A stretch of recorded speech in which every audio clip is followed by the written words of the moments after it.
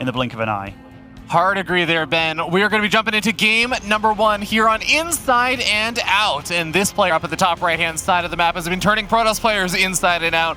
Representing Mouse Sports proudly, he is HeRoMaRinE. And spawning over in the bottom left, representing Team Alpha X. As our blue Protoss, it is Zoun.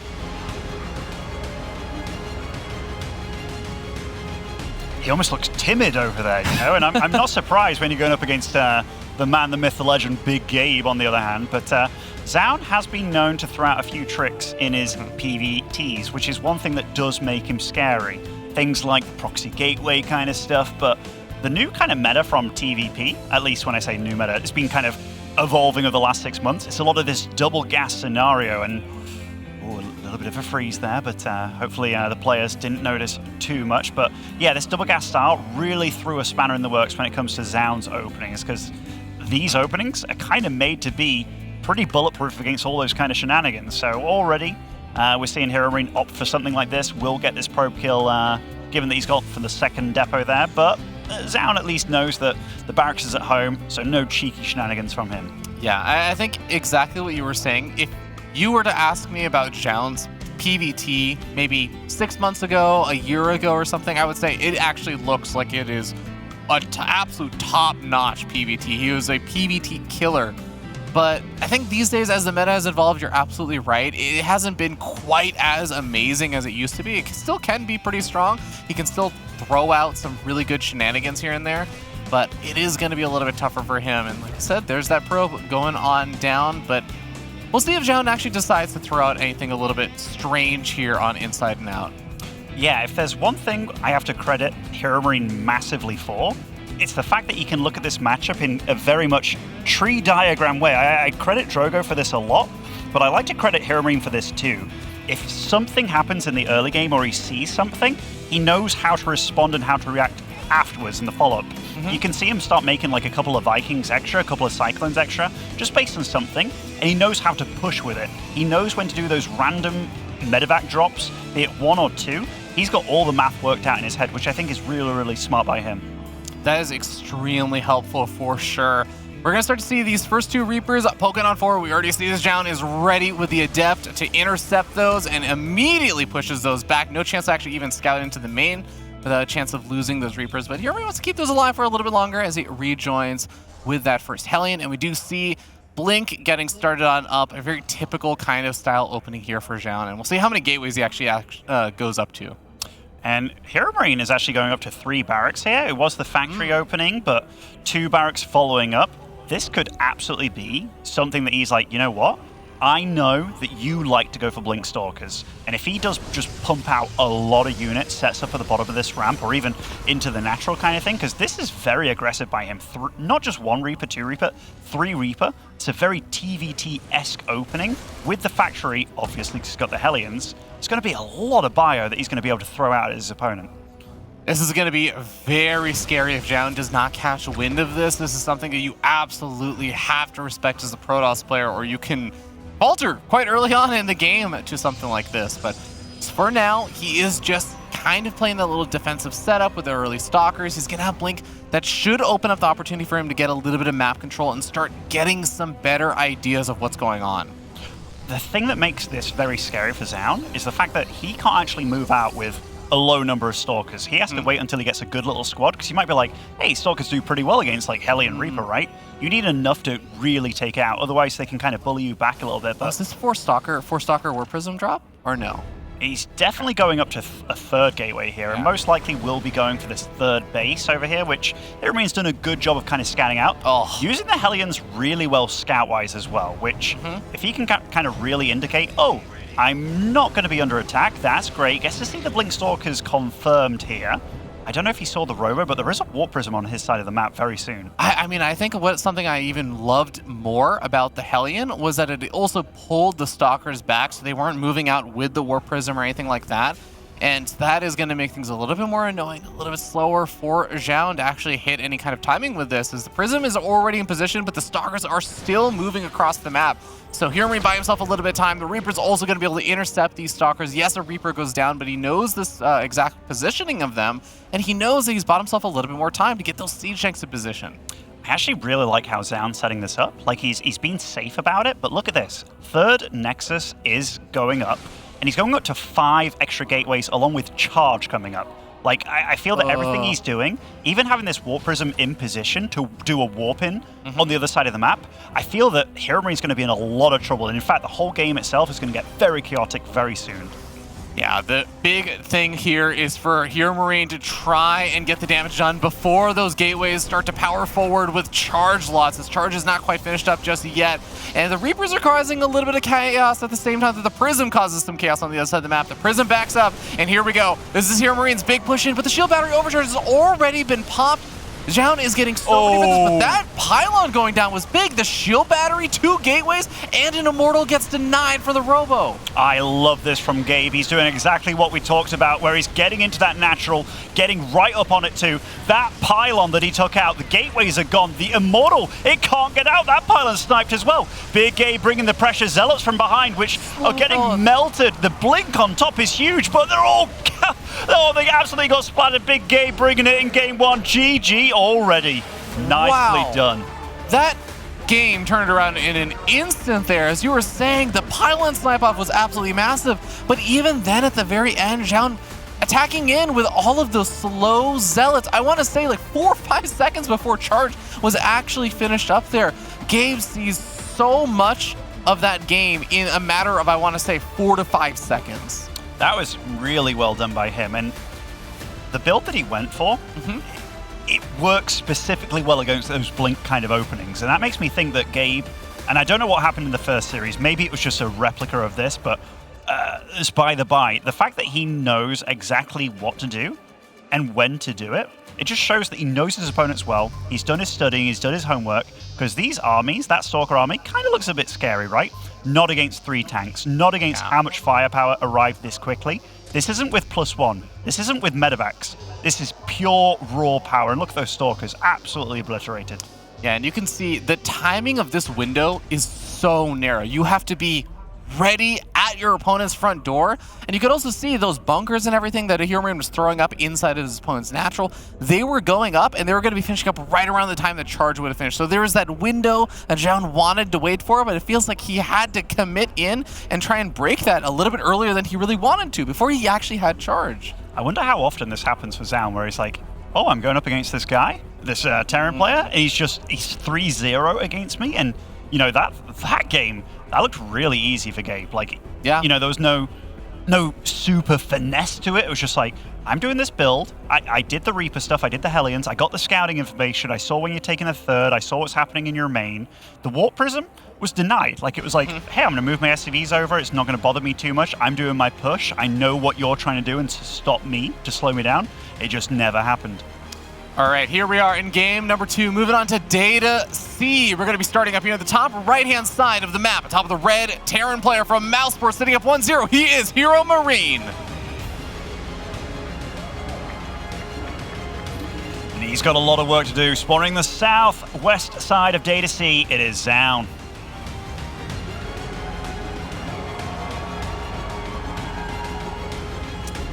Definitely a brutal start to the series for him, because any plan that he had in that game got shut down immediately. And I liked what he was doing, you know, like he really was going for the gateway explosion, as Todd would say. Got the 8 gateways out, got the charge. He didn't have enough time to whip out any sort of tech with a Robo Bay or going for Storm or anything like that, because that was a very quick push. But that was the exact kind of push that Gabe needed. And man, that Autosis pylon, that was brutal. Yeah, that was the icing on the cake there, really. And I mean, the Immortal not getting out, slowing down all your production as well with those gateways. Beautiful stuff. That is something I do want to go back and revisit, is that there were a few things in that game that went especially well, not just because of the build orders and stuff, but like you said, being able to prevent an extra Immortal from coming on out. The fact that Zoun attacked in like 4 or 5 seconds before charge finished with his big army and everything. Like, I think there were a few small things that actually went especially well for Gabe. So I do wonder, Is that kind of a game that Zoun would look at and say, well, maybe we can just do the same build order but make some small adjustments or something? Or is it really something that's like, okay, maybe I have to play a little differently versus HeRoMaRinE at this point? I honestly think HeRoMaRiNE's a really hard player to play against if you're a Protoss, if you haven't played him before. Because HeRoMaRiNE is so set in his ways of what build he's going to go for, that if you play him enough, maybe you can start to get a bit of a read on it. But he also has a huge arsenal of what builds he's going to do. And he has these very kind of set in stone, oh, you went for a Stargate? And then it's like, what units did you make from that? And he knows all these pushes that your build is weak against. So whatever Gabe did, and I guess it was the countless months of grinding on the ladder against every Protoss in Europe, but he just clued into how Protoss play, almost better than the Protosses themselves. There was that kind of session as well, where he was playing a lot of Protoss, and like his Protoss is very decent too, where he was getting to the high MMRs on the European ladder with his Protoss, just being like, oh, I got a Terran. Yeah, this is going to be easy. And yeah, I think he just understands the matchup super damn well. That is going to be a huge boon. Now, this is an interesting spot. Stalker going to get knocked toward the Reaper, but does not have quite enough DPS to kill that. So we'll escape out of there alive. But I want to note there is a Stargate on the way here for Zoun. So already a little bit of a change up here.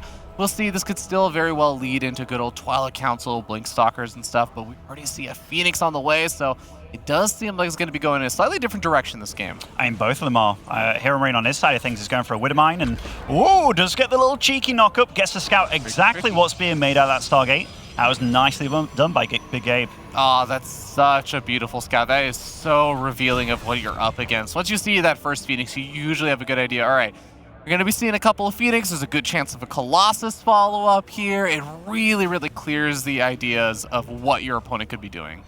It certainly does, and now he's like, you know what, that Widowmine drop that was probably going to be aggressive, now I can be kind of defensive with it and not going to take too much damage. And this is what I talked about. He's making Cyclone Viking right now. He is one of the few Terrans that I see that makes multiple of, not just the Cyclones, but the Vikings as well. And he can very often come across and absolutely obliterate you, but this is kind of his special, man. Like, he's so good at just whipping out all the correct units, and he really is, I want to call him like a 3-base push Terran, but he's kind of evolved into, I can be aggressive way earlier on, and look at this, Zoun has to be careful, because he knows that was a Widowmine drop build, but it's like, all right, where is it? What are you doing with it? But Big Gabe's just being defensive, and look at that, more Cyclones, more Vikings, and it's going to be a lot of Marines coming out. Yeah, credit to Zoun on splitting up those Phoenix beautifully to scatter around for this army. He has yet to find it, though, and in fact, he's going to miss the army entirely as he moves into the natural. And at this point, he's going to start moving around in the natural and the main. He's going to say, your army's missing. Like, I know you're out on the map. I know that those Widowmines are somewhere right now. And he's surely got to be thinking, I got to pull these Phoenix back at some point. Like, HeRoMaRiNE didn't move out with a big army, though. It almost felt like an interception army. In a way that he wanted to find what was out on the map, and I think this is the third of each, a Viking and Cyclone that's coming out, and look at that, wow. Zoun, I'm not sure if he meant to go for a Robo this early, but he's being forced to. Like, he is forced to make units. Like, ideally, when you go Phoenix, you want to get a nice, fast third base, you know, really get your eco growing and keep the Terran on the back foot, but that's not happening. It's HeRoMaRiNE that's moving out with a very scary army to deal with. It's going to be a fascinating kind of engagement here, and the positioning of where the engagement takes place is going to have a huge impact on things, as the Widowmines are still just kind of burrowing now. The Phoenix are able to get a couple of free pickoffs at the very beginning of the fight. And frankly, Zoun's army actually looks pretty scary. I don't know that HeRoMaRiNE can take this army on unless he gets some really good Widowmine connections. No, I think Zoun's actually done all this very well. Like, he's really respected this push, and Big Gabe probably isn't used to running into an army of this size, because most Protosses, they'll just kind of be greedy and just kind of go with the flow and do what they're used to. Whereas Zoun, he's really, really respected what he's seen so far, and he's taken it slow. That is not a fast third base by him. We're talking, it started around like the 5:45 mark. Now he's moving into the Colossus nice and slowly, but at least he's not dead in his eyes. Yeah, I mean, a Protoss player that's tied up in workers at this stage in the game is all you really need to look at to see that Zoun was really respecting that push and effectively sacrificing some of his economic potential there in order to make sure he was able to stay alive. We'll see if that's going to come back to bite him in the butt later on, but for now, HeRoMaRiNE is finishing up his own third orbital command, getting ready to situate his own third base in position. Yeah, it's just a really different TVP. Like, this is so different to the TVP before. Nice little snipe there with the Phoenix, just getting some more information about what's coming out of that factory as well, seeing that, yeah, it will be continuous tank production. Nice little Widow Mine there. I didn't even see it as an observer here, and those Phoenix are softened up. HeRoMaRiNE's army still growing. It's the worker count that scares me for Zoun, because HeRoMaRiNE, he's getting to that 3-base situation, which is what I really know him for, where he's really good. That he very much so is, but Zoun can also be pretty strong at that stage. That is where a lot of Protoss players start to find all of their power units when you start talking about this kind of composition of Phoenix being complemented by a handful of Colossus. Once you start getting up charge, Templar Archives is already on the way. That's going to be able to add in some Archons. So Zoun, I like a lot of the moves he's making in terms of getting up his own forms of tech so that he will be ready for that kind of 3-base stage of the army skirmishes. Oh, yeah, absolutely. HeRoMaRiNE, you know, his initial push, while it didn't get any super direct damage done, it definitely slowed down his opponent a lot. And that's one of the things where I personally could be a bit worried as a Terran player, but in Gabe's mind, he knows what that push accomplished. And maybe in his head, he's like, oh, I lost a Cyclone, you know, I didn't really kill that much, but he slowed down that third enough, and he started his third before that push even happened, basically. So I think he is very comfortable about where he is in this game, but doesn't mean he's out of the woods just yet, obviously, because, yeah, you talked about it. Big power units. You saw that Charge came online way before the blink, and that's because he's got the air control with these Phoenix, but +1 combat shields is finishing up for HeRoMaRiNE, and that's when his army does pack way more of a punch, but also has just so much more durability. Yeah, kind of funny with both of these players playing the way that they did. It does mean that upgrades don't quite come as quickly as it does as some of the other build orders and stuff, but we do have +1 weapons finishing up there for HeRoMaRiNE and +1 weapons finishing up for Zoun in a few moments' time, but we'll be playing a little bit of catch up with those upgrades later on. For now, HeRoMaRiNE is just doing a really great job of just kind of poking around in front of his base, and I think these Phoenix have been looking for opportunities to find some units here or there. They've really been struggling to find more than, yeah, just a Marine or two here or there. Yeah, certainly have, and I don't know how many Colossus came out into the field. Maybe it's 2. Normally the magic number is 3. Just one here. And I think he was really respecting this count of Vikings that's already on the field. He's like, you know what? You have to respect the Colossus. You have to respect the fact that you have to deal with the Phoenix to take them out. And he was just like, you know what? Let's switch into the Disruptors way earlier than normal. And that's actually working. I think it's going to work out for him pretty nicely, because we do see the Viking count is still growing. But this is when Big Gabe is super damn scary. That he is. He's already getting situated up here on the north side of that 3rd base location for Zoun. He's looking for an opportunity. He gets the siege up at the bottom of the cliff face there. He gets in position. He's already in range of the Nexus. We're seeing a couple of probes starting to falter here as Zoun needs to defend this base in order to secure his defense here in this game. Oh, he certainly does. He's moving down the ramp. He's got some big chunky boy Archons over here, but his army, can it weather the storm? I mean, he is pushing HeRoMaRiNE back, but HeRoMaRiNE, such a sick concave. He's rallying so many units. All the Phoenix have fallen, but as has HeRoMaRiNE's pretty much entire army, and Zoun, for all intents and purposes, pushes that back and did it really damn well. Yeah, even though the one Colossus that gets killed, even all the Vikings got picked off as well. So if Zoun wanted to actually add on Colossus or something again from here, it wouldn't even be the worst decision. He's still got a handful of power units here with those Archons. I think breaking through the bunker might be a little bit difficult, but as I say that, 3 Immortals make their way forward. Disruptor zones out the army. Another 2 Disruptors showing up as well. And Zoun looks like he may actually have a kill move on one of these bases. If he can do that, he may be able to lock himself down into a tied-up series. This is actually really good by Zoun. Like, he handled this game super maturely. This was just good defense all the way, good attacking. The Phoenix were constantly active, and now Gabe, he's struggling to keep his 3rd alive, and I'm not sure he'll be able to. This is before even the big upgrades come online for Zoun with that +2 and +1. Like, he committed to a much later game, but he's able to kind of push and bully HeRoMaRiNE around, but he can't outstay his welcome. A lot of his power is in those Disruptors. Yeah, I don't think you want to land that command center in front of those Immortals, but we do end up seeing that HeRoMaRiNE is trying to rally some of those SCVs forward to just take every single shot possible. He is able to push this army back for the moment, but it is just absolutely barely. Zoun does end up retreating back as he doesn't really have a whole lot of reinforcements coming forward, but I'm actually a little bit afraid, Ben. I actually don't know what stops Zoun from just warping in maybe 2 more rounds of units and going again.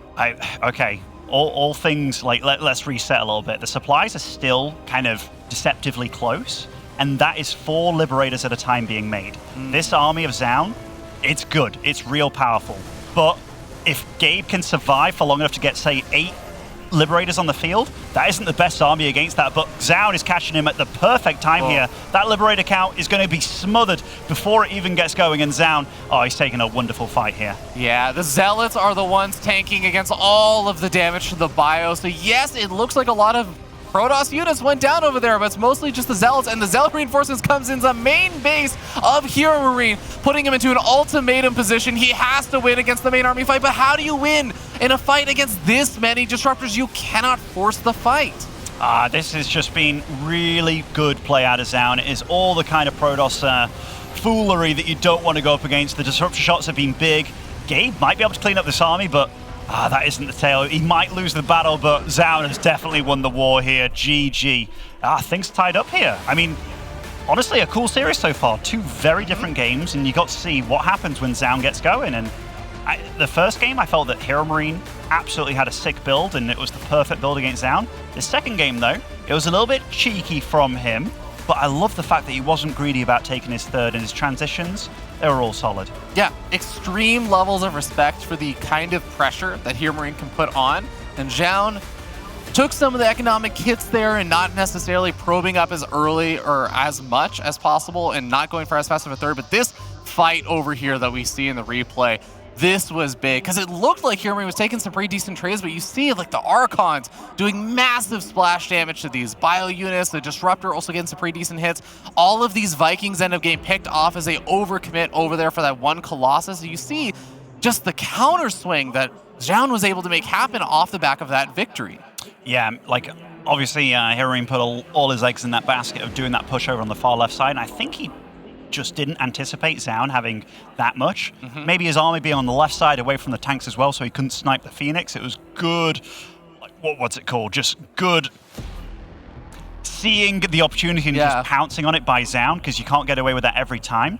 But then I think going into the Liberators, and he was making 4 at a time, so 2 starports with reactors, he really needed to sit back a little bit there, but I don't think he expected Zoun to be quite so far out on the map, because if that number really gets up to like 6 to 8, then you're talking. But Zoun took a fight, took them all out before HeRoMaRinE could get going. Just very well handled by Zoun, because that is not easy to do. Yeah, I totally agree, and that is one of the dangers that Zoun had at the very end of that game with his army, was that it is a very powerful army, like you were saying, but in some ways it is a little bit more one-dimensional, because he was very reliant on the power of those disruptors to create a lot of space for himself. But outside of that, it was just Stalkers and Zealots. So if that Liberator count was able to grow up, it may have been a bit scary, but we're going to see what happens as we head into game number 3 on Tropical Sacrifice. We're going to be starting down here in the bottom left-hand side of the map, on top of the red Terran player from Mouse Sports. He is Big Gabe, HeRoMaRinE. And spawning over in the top right after evening things up, it is Alpha X's Zoun.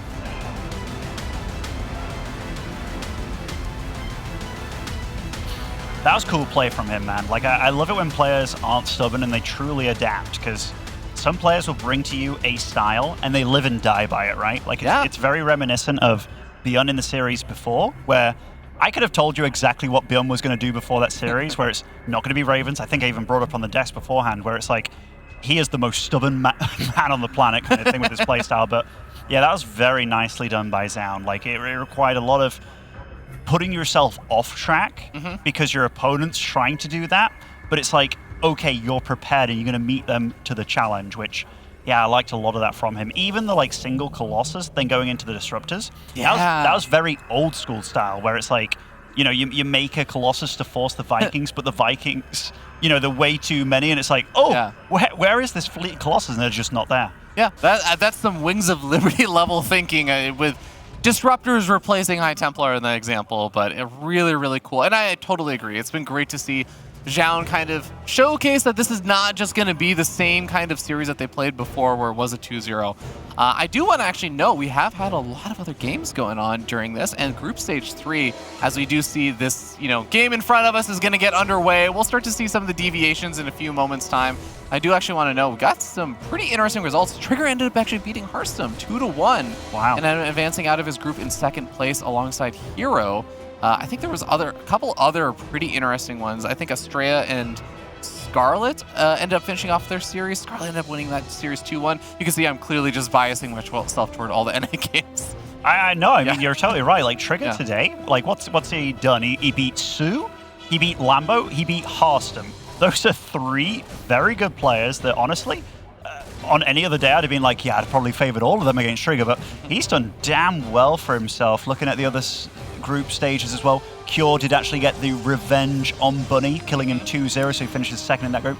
I mean, that group with Cure and Seralin was, I mean, that was a rough one to hop into, and then it was Bunny doing the hopping in there, and Lambo as well, and they both got, you know, early exits there, but they're still, everybody that gets eliminated in this group stage, they go to the knockout bracket, so nobody's out just yet that you see in these groups. Yeah, one additional shot where a lot of those players are still battling it out for their final kind of life in DreamHack.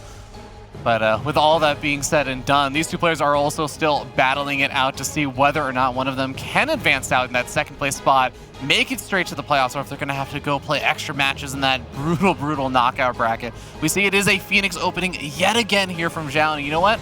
I don't hate it, Ben.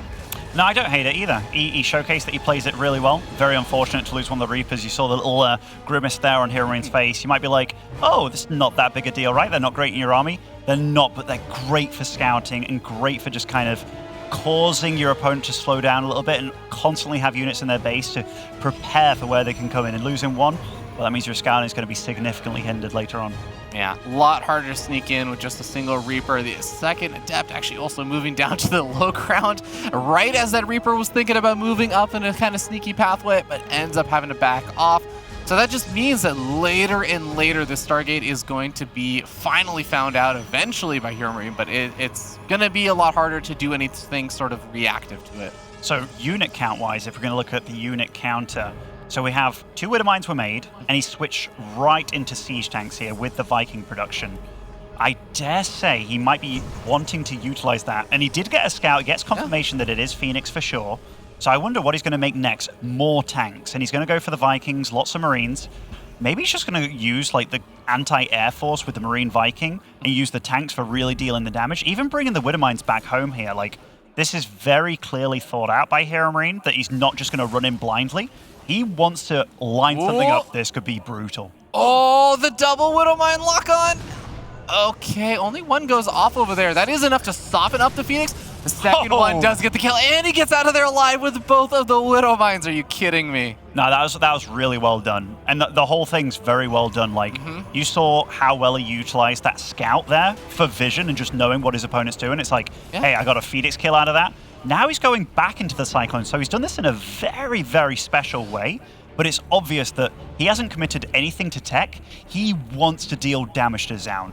And is Zoun going to react better this game? I mean, he's far greedier than he was in the game before where he held this, and this is obviously going to pack a big amount of firepower, and he knows about it now. He does. This is also a brutal map, I feel like, for some of those siege tanks. Siege up positions against that natural. There's some nasty positions for those siege tanks sometimes. And we're going to start to see those siege tanks getting siege up right at the base of that natural expansion. We're seeing bunkers already going on up. Zoun has to respect the heck out of this. He has cut workers. He's staying at 45 right now as he tries to get up that third base. He's trying to get up another Immortal. This time, doesn't seem like his pylon is going to get depowered before the Immortal pops out, but we'll have to wait and see if HeRoMaRiNE is going to start committing up the map or up the ramp, and it looks like he is kind of just poking a little bit here and there. He's being slow and careful about it. He's constantly reading where the Phoenix are, and I mean, that army's huge, Ravi. I mean, 94 against 80, and he spent so much infrastructure on getting that third base up. These tanks are in a great position now, and trying to hop on top of those, he's got a bunker, the Vikings watching over as well, and the Widowmines maybe most importantly. Shield battery's been popped, it's halfway done. I mean, that's not going to be alive for when the fight actually starts. Zoun is in trouble. That is going to be a little bit brutal. I do like that he was able to get out an extra Immortal over here compared to the other fights. But oh, the Phoenix going off, setting off all of the Widowmines, taking out actually a lot of the SCVs and Marines on the front lines. But is there enough behind this for Zoun to compete? 21 army supply versus 30, and HeRoMaRiNE does not look like he wants to stop anytime soon. No, he doesn't. 3 tanks now in. the natural of Zoun. That Immortal Maker, the Robo Facility over there, also at threat. The Immortals, they run in, but all the Stalkers being obliterated. The Immortals as well going down very brutally here, and that Viking dealing out a lot of damage. The Widowmine on all of those probes as well. This is brutal damage. He's the tank. He's just not letting it die for such a long time. It eventually ends up falling. The Widowmine's going to go down. The bunker is going to get evacuated. Was it enough damage, Ben? He didn't kill the third, but he did kill quite a few very valuable army units there. I actually think it was more than enough damage here, Ravi. Like, we look at, I mean, that third base is obviously, yeah, a little bit chaotically put down there, but the SCV count 59. Like, you cannot say that HeRoMaRinE was all in with this push because he very obviously is very ahead after it, but is very macroly set up as well. Granted, the +1 weapons, actually he's going to finish quite a bit before the stim, but he is set up for a very, very solid spot. I don't know how many barracks he has already done, but he was macroing behind that 5 barracks already. Like, he's in phenomenal shape.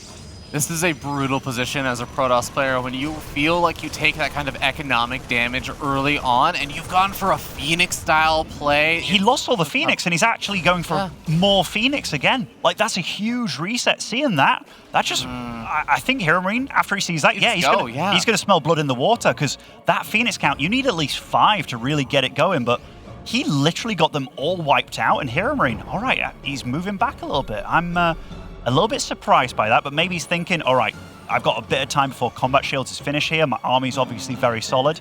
And if he adds in a few Marauders to the mix, that makes the Colossus life way harder to deal with all these Marines. Yeah, I think he moved back because he saw the Observer, and he went to go back to scan it and kill it, but the Observer just moved as he was going back to scan. It may have been something along those lines, but now he's getting ready to move out yet again as he sends out a drop and also moves out with his main army. This is such a tough army to deal with. It's just raw physical power of siege tanks and bio units, and it's so difficult as a Protoss player with Phoenix and 1 or 2 Colossus to deal with this kind of army. Really good shutdown of that drop, because that single drop could have got into a base and really caused Zoun a lot of problems, but it's almost kind of like a band-aid solution at this point, because that is a big Terran army, and it is finishing those combat shields now. This is his time where it's like, okay, my units can actually survive, and look at that. That is so much firepower. The shield battery overcharge in a perfect position here to try and keep that cost alive, but it won't do it. There is just way too much Big Gabe here in the face of Zoun. Second time today he takes out the very renowned Korean Protoss. Big Gabe ascends further up in the bracket and actually advances on from Group G in second place. Well done by